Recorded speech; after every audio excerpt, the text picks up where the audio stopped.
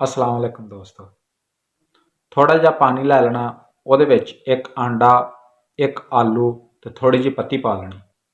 15-20 minute उबलन तो बाद ਤੁਸੀਂ ਦੇਖੋਗੇ आंडा अंदरों मजबूत हो जाएगा, आलू उबलन तो बाद अंदरों कमज़ोर हो जाएगा ਤੇ पत्ती उस पानी का रंग रूप माहौल खुशबू बदल देगी। इस तरह मिसाल आ कुछ बंदियां दी मुसीबत आउण ते कुछ अंदरों कमज़ोर हो जाते, कुछ मजबूत हो जाते तो कुछ पत्ती वाला किरदार अदा करते। सिप्पी तो तुसीं देखी होनी है, यह जानदार पानी दे विच इक रहिंदा उहदा खोल है।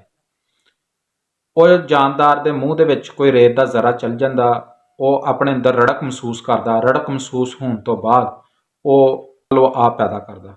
वह लुआब कुछ अरसे बाद मोती बनता, वह दुनिया नूं मोती का तोहफा दे के आप इस जहान तो तुर जाता।